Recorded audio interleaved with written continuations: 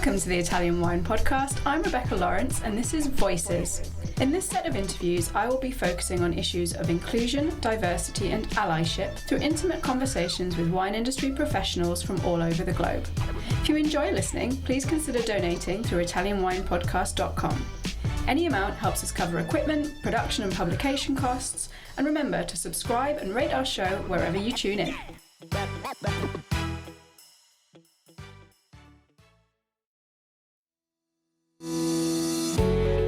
Hi guys, I'm Joy Livingston and I am the producer of the Italian Wine Podcast. Thank you for listening. We are the only wine podcast that has been doing a daily show since the pandemic began. This is a labor of love and we are committed to bringing you free content every day. Of course, this takes time and effort, not to mention the cost of equipment, production, and editing. We would be grateful for your donations, suggestions, requests, and ideas. For more information on how to get in touch, go to ItalianWinePodcast.com. Now, back to the show.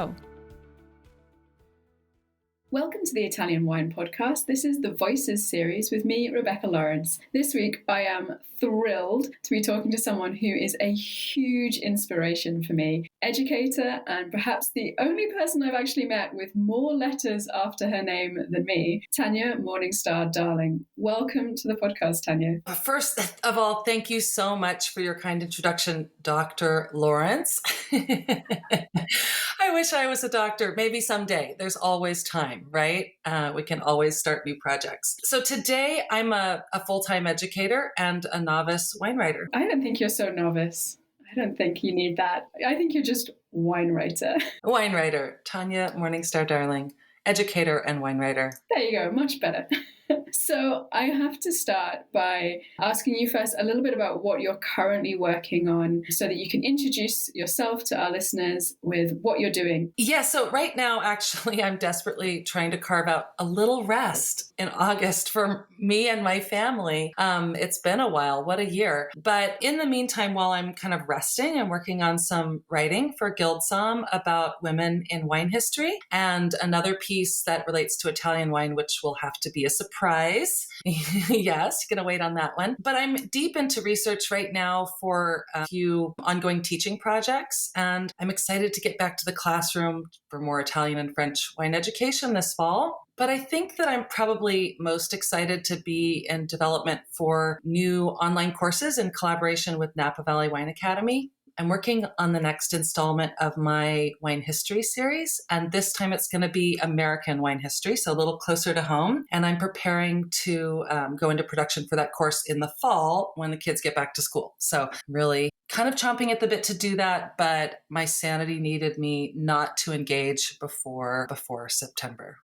Yeah, you need genuinely some time to just let your brain rest. You've been super busy in the last 18 months, I have to say. So I wanted to kick off our conversation by asking, which came first, your love of wine or your passion for education? Well, I'd have to say, actually, probably love of wine. I fell in love with wine as a really young woman when I was studying in France. It was actually a surprise to me. I was really enamored at the age of 18 with how I saw wine in France as really part of people's cultural lives, which wasn't part of my culture in America. And I became really intrigued from that aspect first. But also about at the same time, I really fell in love with being a student, which I think is where the spark for being a teacher comes from. So by the time I actually entered the wine industry in earnest, I'd actually already done some teaching in education administration and the arts. So when I started my own education journey in wine with WSET, I already knew that I wanted to teach. So I've been teaching now since 2004 and full-time since 2012. It's really cool. I came to it in completely the opposite direction. I was teaching and found wine much later, and then suddenly had this light bulb moment of like, oh, people teach about wine. Oh, that's cool. Follow our bliss. Absolutely. I genuinely couldn't believe that is something that people got to do. It was just such a wonderful moment. I have to say, I wake up every day and I say, what an amazing life this is to really do the things that I'm doing. It's such a wonderful joy and privilege to be teaching about wine. It's such a gift. And I love that really comes across in how you talk and present about wine, that, you're not doing this for a day job. You're not just like ticking off the hours. You're so engaged and working with such interesting topics, and it just shines through. Thank you. So speaking of your topics, common theme that comes up a lot in the wine education that you present through Cellar Muse is this connection between wine history and culture. Why is this something that's so important, and what do you hope your students gain from these connections that you're helping them make? I'm so glad that you asked this question because this is a really important subject for me. I think that for me, it's really important that my work is meaningful and intentional. So it's my belief that the study of history helps people to make intentional choices and bring meaningful things into the world. So I don't mean purely academically, actually, I mean practically. So for example, if you study wine history of advertising through the ages, it can help people working in wine marketing to create more relevant campaigns, which resonate more deeply with consumers. But it can also help shift culture in positive and impactful ways to have really relevant marketing in the world. So that's just one really good example. But of course, I could go on and on and on.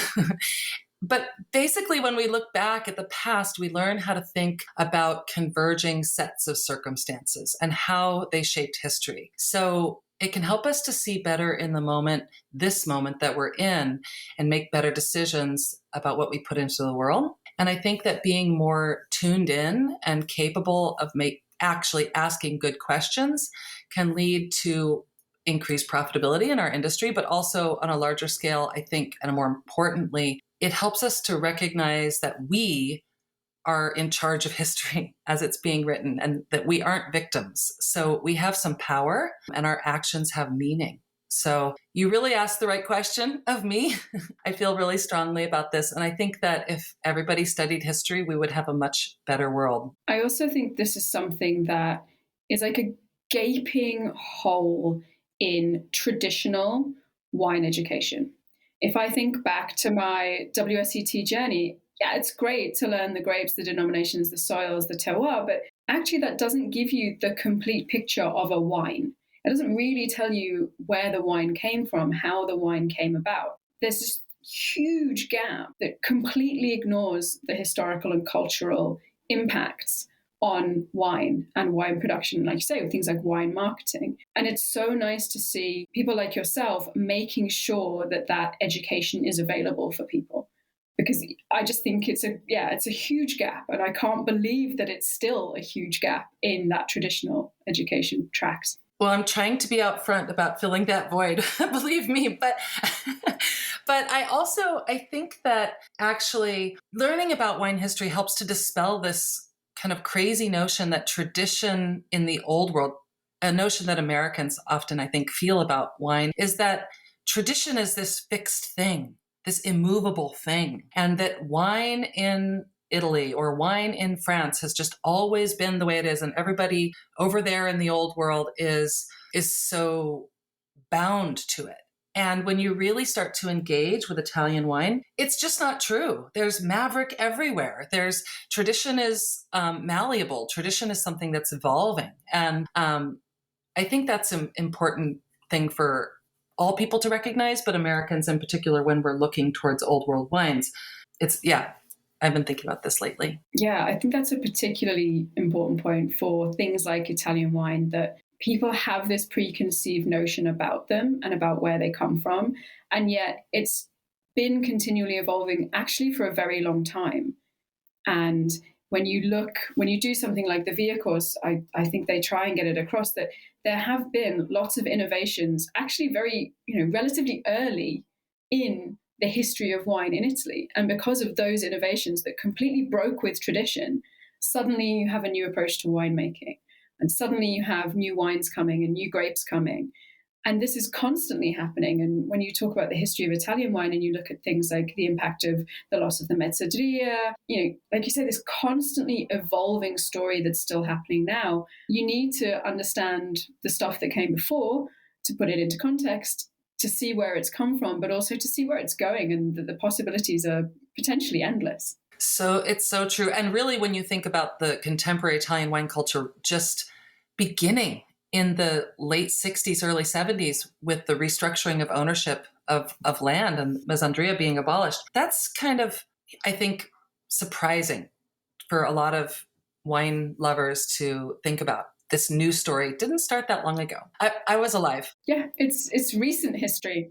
Yeah, exactly. It's one of the things that I really loved about the VIA program was so much focus on history and the ability for me to be engaging with people who helped me to think in new dynamic ways about history was really wonderful. I did want to ask about how you chose VIA because, we got to talk about the titles. We got to give you your props. Like Italian wine scholar, WSET, French wine scholar, CWE, and now you're a certified Italian wine ambassador for Vinitaly International Academy. So just casually adding a few more letters. Why did you decide to go into VIA having already done things like the Italian wine scholar and also teaching? You teach now the Italian wine scholar. So why VIA? Yeah. I think actually I was the first teacher to start to teach the Italian wine scholar, actually, which was really cool. The first school to offer it. It's not just a few years ago, but I think VIA is actually quite a bit harder and more challenging.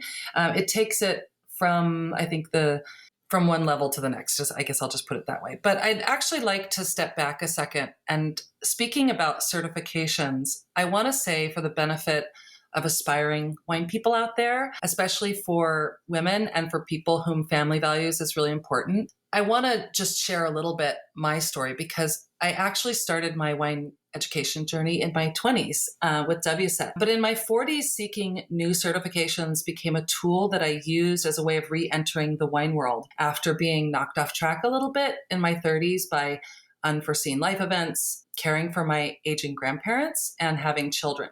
So these are things that happen to a lot of people, right? And my point is that it's never too late to start and restart over again and challenge yourself and move forward. So it doesn't matter how old you are. Life comes in waves, right? So I just want to really encourage people that it's never too late to start. Yeah, I couldn't agree with that more. As someone who I didn't start my any of my formal wine education until I was into my 30s. And it was a completely different, I'd been in education, but I'd never participated in wine education. So it was a complete switch for me. And one of the people in my diploma class was a gentleman in his late 50s. And it was we just all came with different perspectives, all of which are completely valid. And I loved that was the case, having people at different points in their lives with different experiences, for me is something that makes being in the classroom so much more interesting than just the study material. So I completely agree with you and urge any of our listeners, if you were thinking about doing it and fancied it, but thought it was too late, it's never too late. Never too late. And actually, I'm glad you bring that up because I know that you were in architecture before and I was in the arts. And I found in the arts that most of the people that I was working with and socializing with, we had a lot of the same kinds of education and experiences, right? So we were, talking in a room of same kind of people with the similar kind of experiences. And is really one of the great joys of working in wine and studying wine for me is that you really meet people with such vastly different life experiences. I think, and age differences. I have students that range from 18 in Washington at the college where in America, 18-year-olds are allowed to study wine in Washington state because we're an agricultural state, to 85, right? And I have looked out into classrooms where there are 4 PhDs, and it's just it's so enriching for me as a teacher and as a student too. So it's a fun part about wine.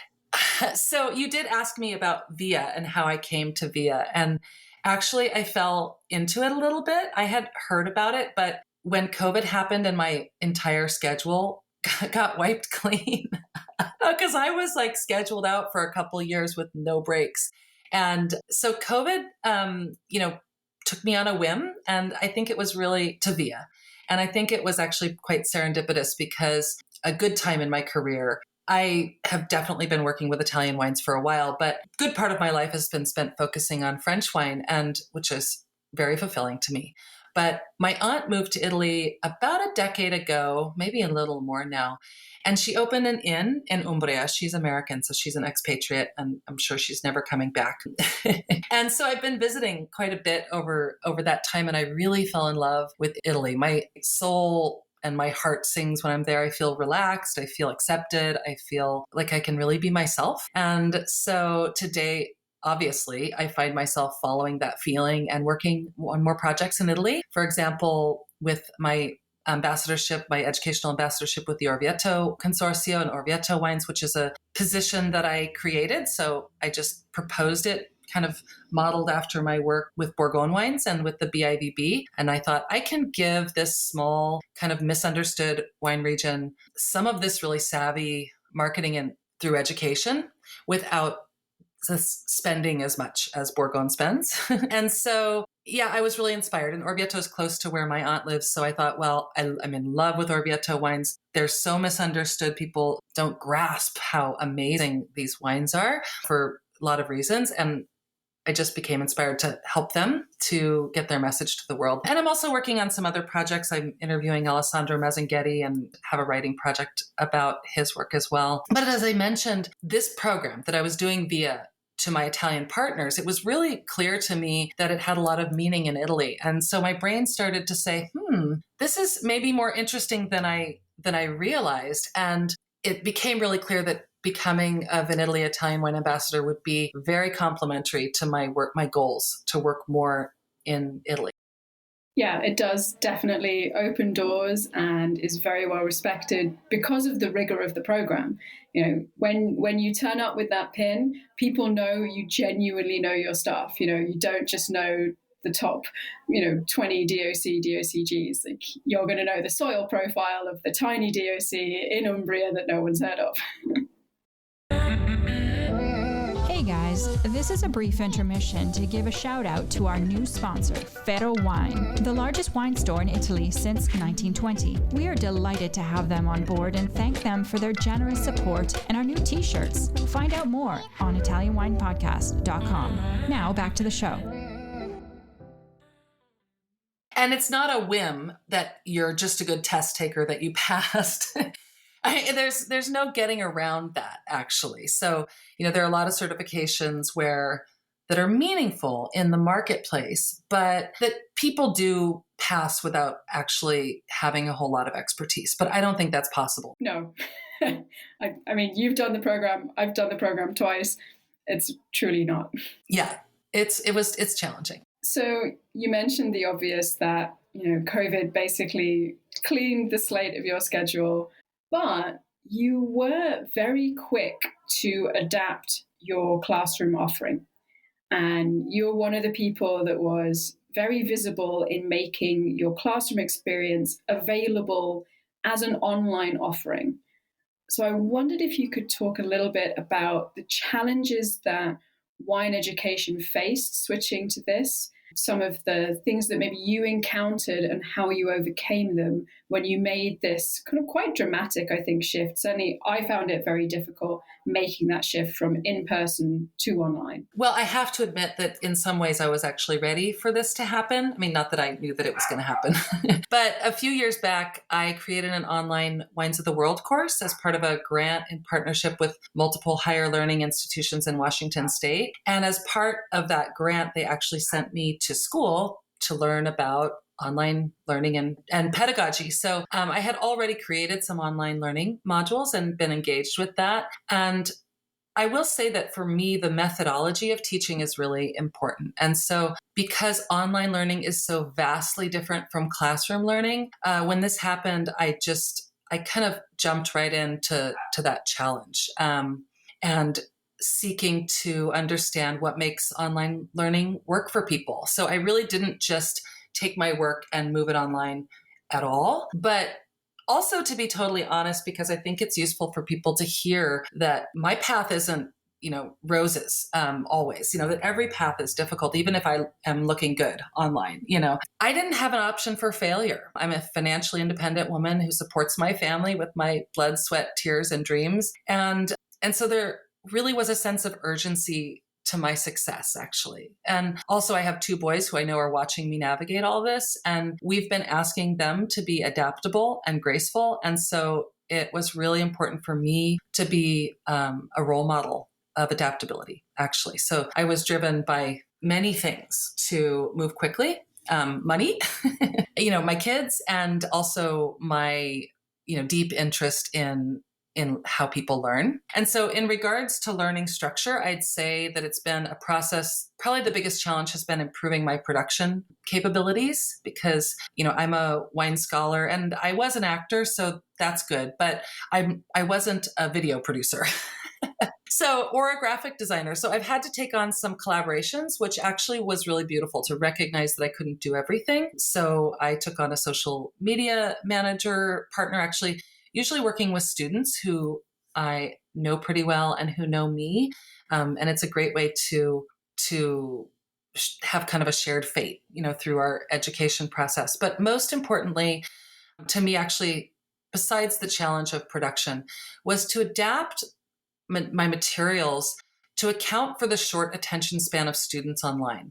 Because at home, most people are studying while constantly being interrupted by all kinds of things. And so while I enjoy the live webinar format, and I, of course, use it all the time, I'm probably most interested in the challenge of creating asynchronous learning courses and transforming what would be, 3-hour in-person lessons into dynamic, short units that include multimedia and smaller pieces of information that fit together, but that you can take one at a time so that you could take 10 or 15 minutes and actually accomplish a whole thought, right? But all you had was 10 or 15 minutes. So really moving that long format into something, as I said, more dynamic. And this allows people to interact with learning in the fringe of their lives, which is where online learning gets relegated by default, actually. So we can't forget that. We aren't just talking heads as educators online. We can't just take what we do in the classroom where we see and pour wine for people and move it onto a computer. So I really think a lot about that. And I'm actually really proud to report that the feedback that I've received from students about my Wine History Foundations course, which is the first fully asynchronous course that I published, has been so inspiring. I get letters from people. Somebody said they started a PhD program in antiquity studies after taking my course. And it's just so moving. I'm going to cry just thinking about it. Some of these letters are just beautiful. And so that's the biggest reward, actually. And so I'm excited to keep improving on this format and creating new asynchronous courses. That's so important, that recognition that you cannot just take your 3-hour, 2-hour session and just sit in front of Zoom and do it. And so many educators, and I, myself included at the beginning, was like, okay, well, we'll just put everything on Zoom. And it just really doesn't work. I taught my first class like that. I was like, no, you're losing people. They're at home. They're distracted. There's other things going on. This has to be broken down. They have to have other tools to help them engage in this information, because it's not that they don't want to. It's just that it's suddenly so much harder. It's so important that people remember that and think about the true switch that's happening. I hope people are going to come back to the live classroom in droves. I'm kind of waiting to see how fall pans out, but I don't think this is not going away for me. I think it's exciting, and I think it's actually not going to go away for anybody, the relevance of online learning. So I'm into it. Yeah. Me too. And I'm working really hard to educate myself in it. And it's made me a better educator, because it's taken me back to the role of the student and thinking about what my students need. Not how easily I can put a course together, but what do they actually need, and what do they need to get from this? And how can I give that to them in the most diverse and interesting way that's going to hold their attention and be valuable for them? It's so true. It really actually helps to hone learning objectives. And you hit the nail on the head. I think it has made me a better educator in the classroom when I do have this long format to play with, having to say, okay, how do I say something meaningful in 10 minutes, in 5 minutes, in 1 minute? That's what my social media manager said. She said, get in front of the camera while I'm on vacation. You need to get in front of the camera. And I was like, oh, okay, what am I going to do? She's like, you have 1 minute. That's the amount of time Instagram gives you. And I was like, what? What am I going to do in 1 minute that's meaningful? And she's like, figure it out. So I did. And actually I've always really admired the 3-minute wine class by Jancis Robinson. I became kind of obsessed with it for a while. And that's been around for a really long time. She had that idea a long time ago. How to distill something. You can't say everything. You never can. You can't in 3 hours, right? So if you're trying to say everything, you're going to bore people. You have to be specific about what you're going to say, whether it's 1 minute, whether it's 3 hours. So yeah, it definitely, I think thinking about this and not taking the process for granted makes us better in the classroom too. There's a really great, I don't know if you have any experience of improvised comedy, but there's a really great exercise. And it's an improv game where basically you set a scene in 4 minutes. And then you have to do the scene again in 2 minutes, and then in 1 minute, then 30 seconds, then 15 seconds, then 7 seconds. And I often think about this when I come to doing that kind of teaching. It's like, how do you distill? Like, what's the true nugget of information that the student needs? Okay, well, you haven't got, 4 hours. You've got a 2-hour session. Okay, so what are the key takeaways? And then maybe in that 2-hour session, for WSET, an hour of that's got to be tasting. Okay, and I've got some time in the tasting to talk about and do the recap, but I need to set the stage first. So now I've got an hour. And, I'm going to lose 10 minutes of that just getting students in their seats, set up and understanding what we're doing. So then you've got 50 minutes. And then you're going to lose 10 minutes of that to student questions, which is great, but you've still got to get the same amount of information to them in 40 minutes. And that's really how I approach, it's an improvised comedy.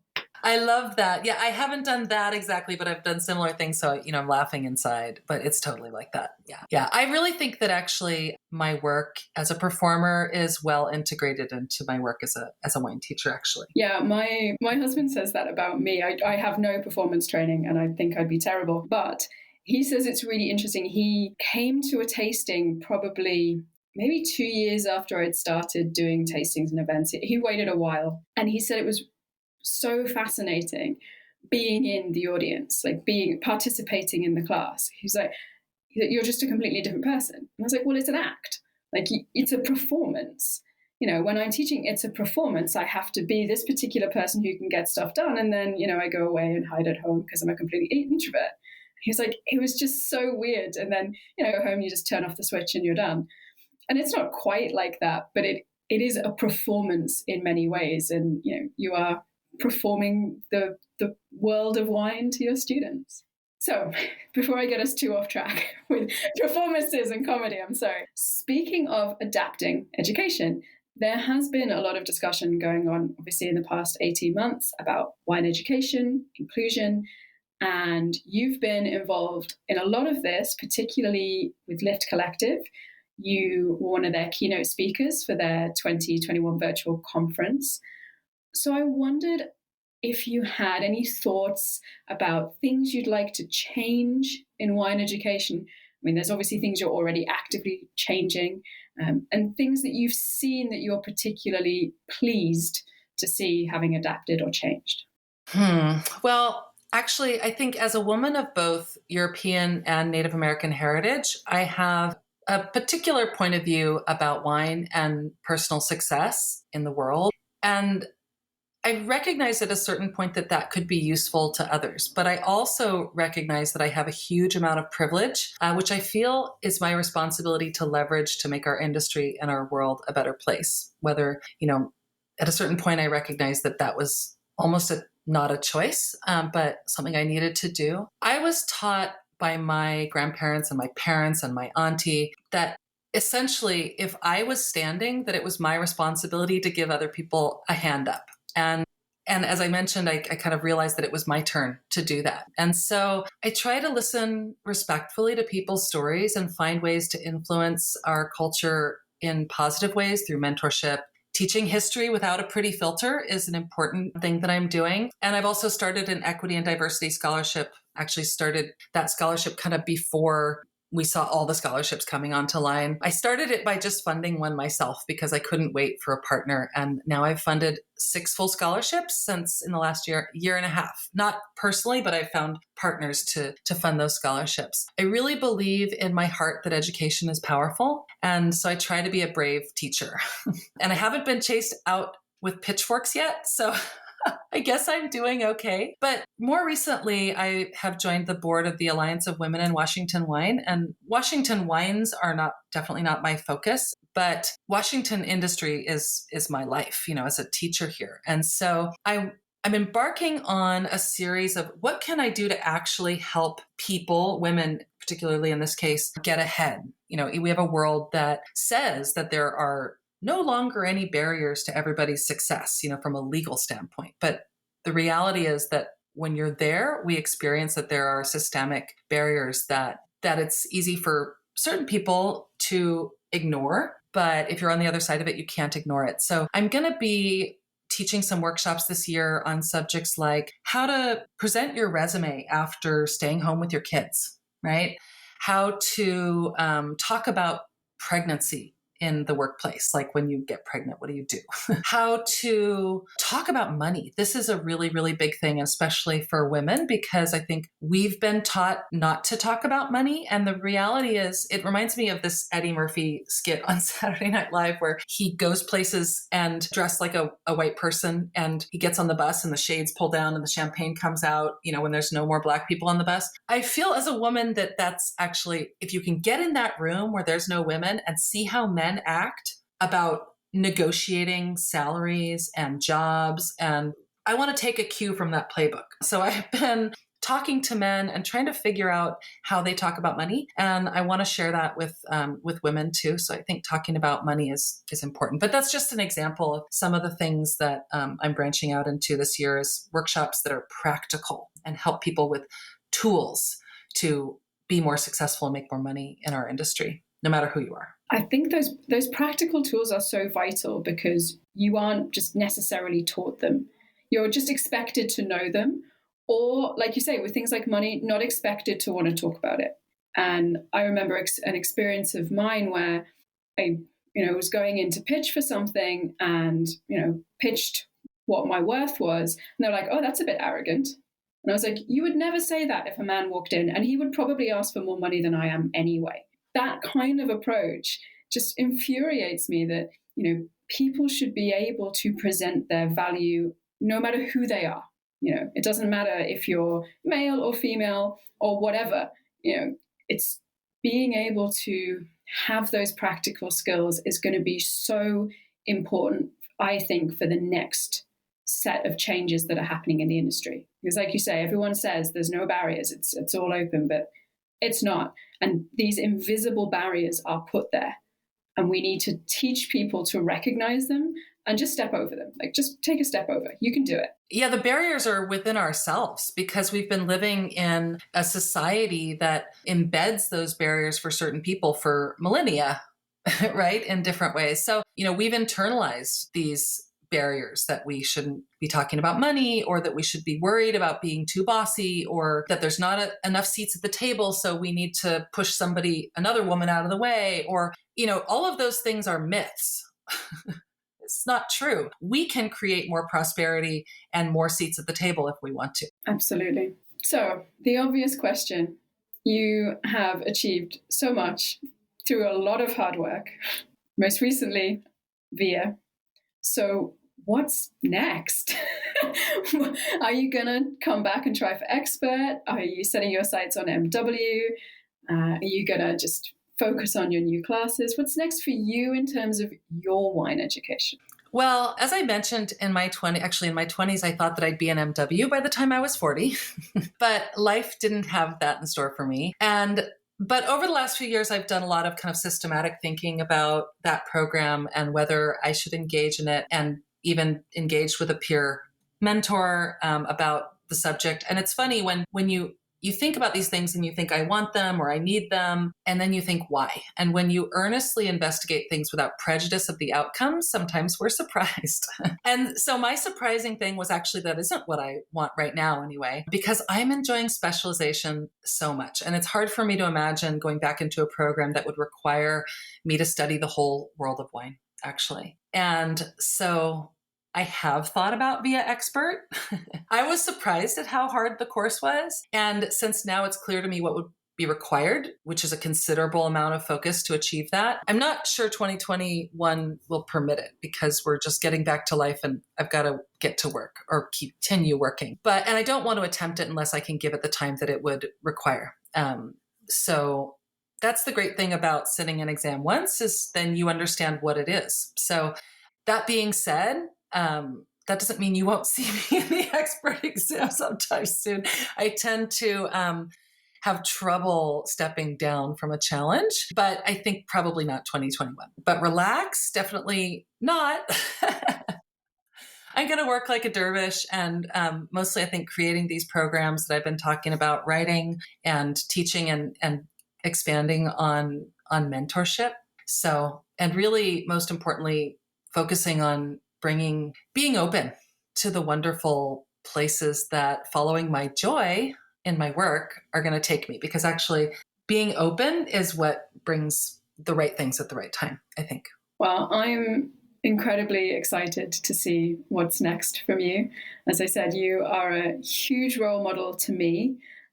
You make me a better educator. I've learned so many things. And I love that recently, and I'm going to call this out because I love that you put a reel up recently on Instagram saying that your son had said that you are a rock star. And I have to say he nailed it, because that is exactly how I think of you in the wine world. And I'm so honored to have had this conversation with you today on the Italian Wine Podcast. Well, we're going to continue this conversation, and one day it'll be over a bottle of wine. So tell our listeners where they can find you if they haven't already, online, on social media, in person. Yes, I am online. I'm on social media. My website is www.cellarmuse.com. And I've got a new website that's going to drop in August. So forgive that is a little cumbersome right now. Online and social media, I'm Cellar Muse. So you can find me on Facebook and Instagram on Cellar Muse. I don't tweet. I love the definitive nature with which you said that. I once had a bookmark that says, "Don't tweet, read." And I stand by it. I call it twitting. Tanya, thank you so much for joining me. Thank you, Rebecca. Talk to you soon. Thank you, everyone, for listening. Don't forget to follow us on social media, subscribe, and of course, donate on the website to make sure we can keep these great conversations flowing. Listen to the Italian Wine Podcast wherever you get your podcasts. We're on SoundCloud, Apple Podcasts, Spotify, Himalaya FM, and more. Don't forget to subscribe and rate the show. If you enjoy listening, please consider donating through ItalianWinePodcast.com. Any amount helps cover equipment, production, and publication costs. Until next time, cin cin.